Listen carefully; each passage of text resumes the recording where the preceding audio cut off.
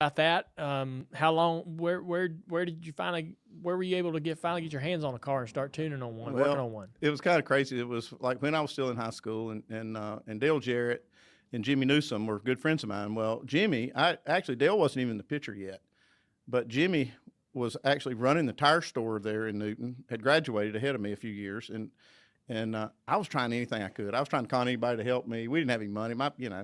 We were poor back then. But I was trying to find somebody to help me build a car. I want to go up there and race. What kind of car were you going to build? We started out, we built this Nova, a 72 Nova out of a 64 Chevelle frame. We go buy all this stuff, and I don't have a clue about any of this, right? I want to do it. I got this want to, but I don't have any real skills. And I started aggravating John Settlemeyer and Tommy Houston I'd kind of lay off one for a while, and I'd go to the other guy, I'd wear him out to help me learn how to build this thing from the frame. I mean, we started with this frame, and then we built this whole car up. And about the time we get it on wheels, Dale Jarrett walks in, and with his dad Ned. And I thought, that's cool. Look, come check us out, And I didn't know why, because Dale was a jock. He was a golfer, played 3 sports or more in high school. I just didn't see him. Even though his dad was a racer, I didn't see him. Did y'all know him around town? Yeah. Oh, we knew each other because we went to the same high school. Okay. Yeah, that's what it was. Y'all were at the same high school at the same time. Yeah. Oh, man. Okay.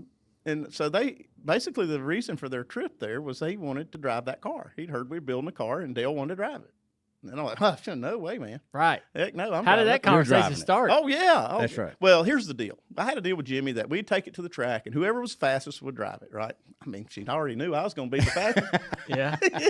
I love that. So when Dale shows up, it's like, oh, man, it's not going to work out.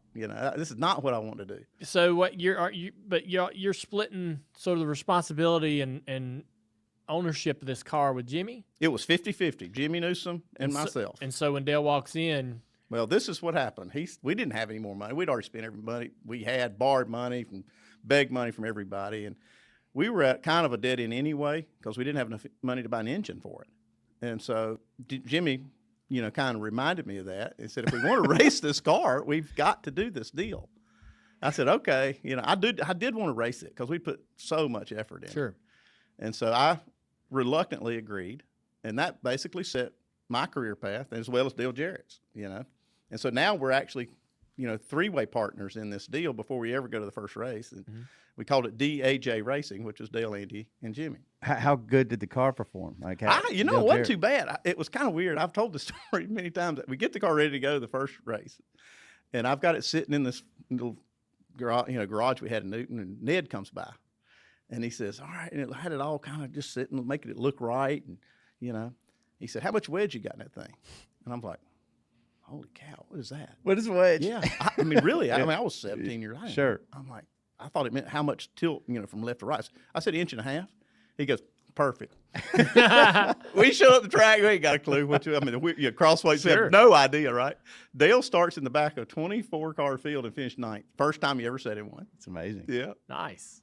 So, what happens? Like how he runs the car a couple times? Yeah, we ran actually two seasons with that car. With Dale driving it? Oh, yeah. And Limited Sportsman is what it was. It was Limited Sportsman division at Hickory. And what about you driving? No, well, that was done. Like I said, once he came in, the deal was he wanted to drive it, and that was it, So now like I said, it set my path as being a crew chief. All right. Were you not upset?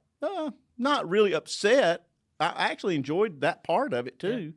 I always wanted to drive, I always kind of, I knew I always wanted to do it, but it just the opportunity just didn't come along for quite a few years. So y'all run that car, you're sort of, learning the ins and outs and mechanical side of a car and how it works and figuring out what wedge is and all that. I figured it out like the third race. Yeah.